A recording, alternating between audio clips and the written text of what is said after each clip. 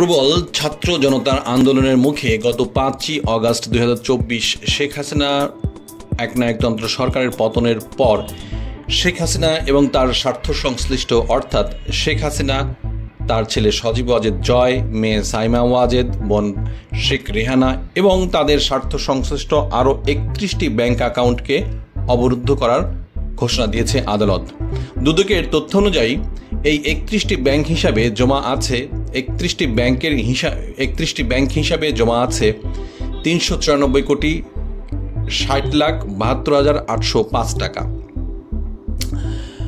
দুর্নীতি দমন কমিশনের পৃথক আবেদনের শুনানিতে আজ মঙ্গলবার ঢাকা মহানগরের জ্যেষ্ঠ বিশেষ জজ মোহাম্মদ জাকির হোসেন এ আদেশ দেন।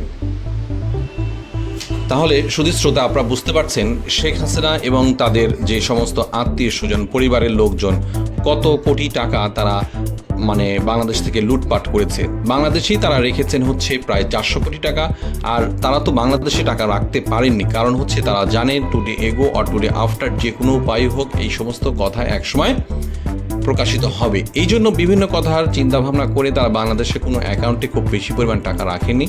তারা ম্যাক্সিমাম টাকাই বিদেশ থেকেই তারা লেনদেন করেছেন এবং সেখান থেকে তারা সুইচ ব্যাংকে নিয়েছেন।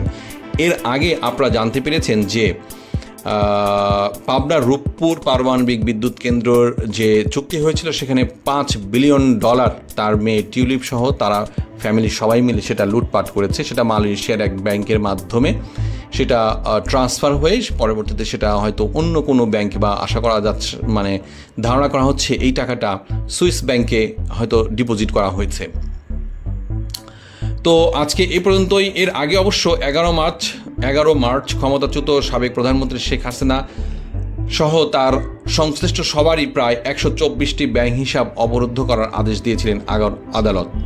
রাজধানীর সেগুনবাগিচার দুদকের প্রধান কার্যালয়ে আজ মঙ্গলবার সংবাদ সম্মেলন করে সংস্থাটির মহাপরিচালক আক্তার হোসেন দুপুরে দুদকের আবেদনের পরিপ্রেক্ষিতে আদালত এসব ব্যাংক হিসাব অবরুদ্ধের আদেশ দেন।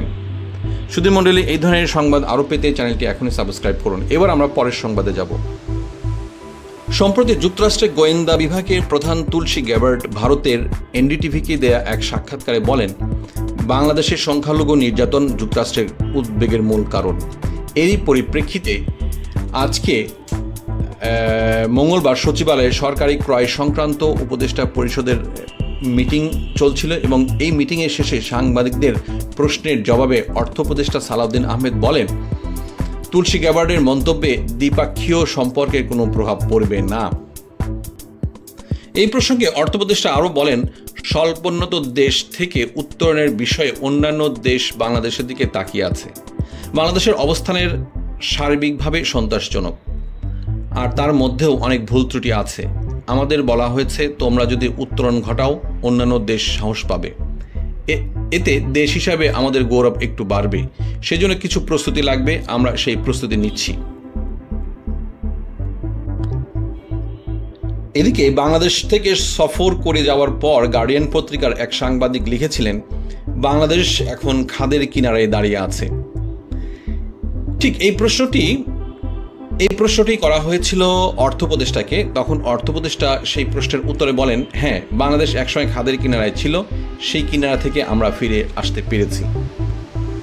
অর্থ উপদেষ্টা সালাউদ্দিন আহমেদ আরও বলেন, ওনারা কত কিছু লেখেন, এ কথা বলে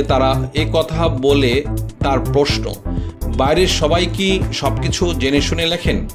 তারা মনের মাধুরী মিশিয়ে অনেক কিছু লিখে থাকেন।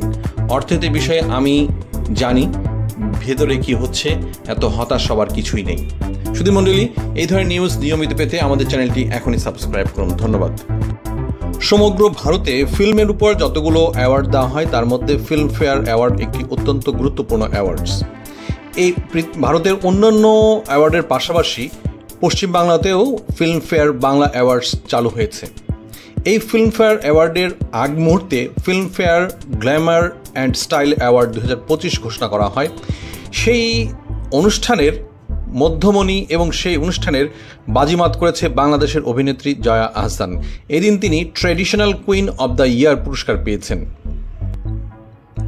এদিন তিনি বাংলাদেশের ডিজাইনার সায়ানা চৌধুরীর ডিজাইনে জলপাই রঙের shiny silk high slit gown সবার নজরে আনে। অ্যাওয়ার্ডটি পেয়ে মূলত বাংলাদেশের এই অভিনেত্রী অনেক আনন্দিত এবং উল্লসিত। তিনি বলেছেন, এবছর ঐতিহ্যবাহী গ্ল্যামার অ্যান্ড স্টাইল অ্যাওয়ার্ডসে traditional queen of the year পুরস্কার পেয়ে আমি সত্যি অত্যন্ত আনন্দিত।